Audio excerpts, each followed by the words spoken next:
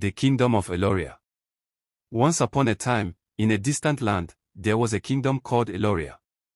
Unlike the rest of the world, the women of Eloria were the rulers of their homes and the land. They decided everything, while the men lived as house husbands. The men cooked, cleaned, raised the children, and obeyed their wives. Meanwhile, the women farmed, traded, fished, and brought wealth into the household. A man who wished to work outside had to beg his wife for permission, and only if she allowed would he be given a small shop.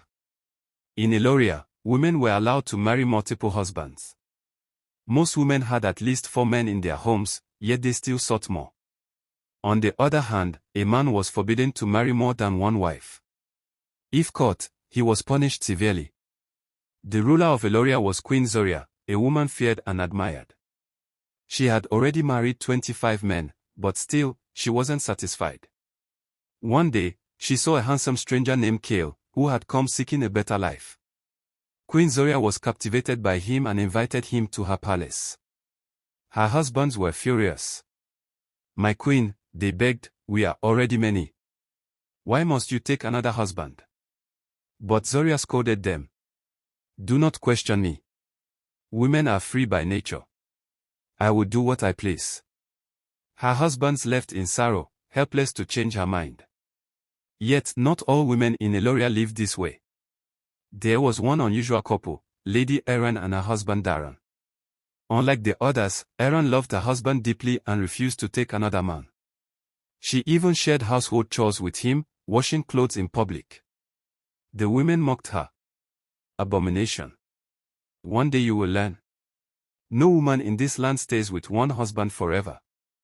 But Erin smiled and said, "My marriage is my choice, not yours. I will never betray my husband."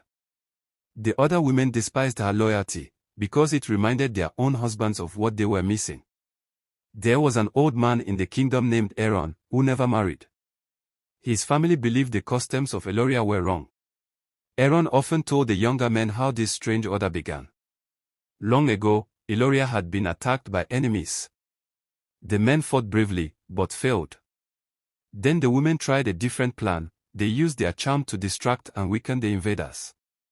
It worked, and they won. Out of pride, the women made a bet with the men: "If we succeed, we will rule forever." The men laughed and agreed, but the women triumphed. Since then, women had ruled over men. Aaron, however, vowed, one day, this would change. He quietly worked on a secret plan. Back at the palace, Queen Zoria grew more enchanted by Kale each day. She asked him to marry her. Kale replied, "I cannot. In this land, women rule. If I marry, I want to be the head." "Abomination," cried the queen, sending him away. But her heart longed for him. Finally, she gave in and declared, "If you will be mine, then I will make you king." And so Kale became king of Eloria.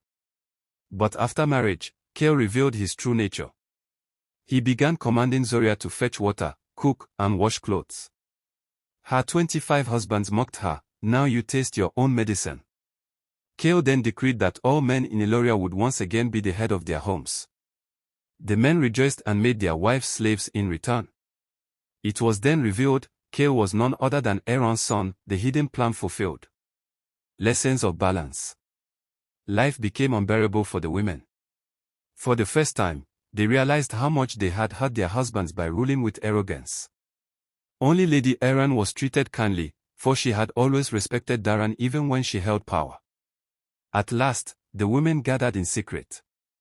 But this time, they did not plot to dominate.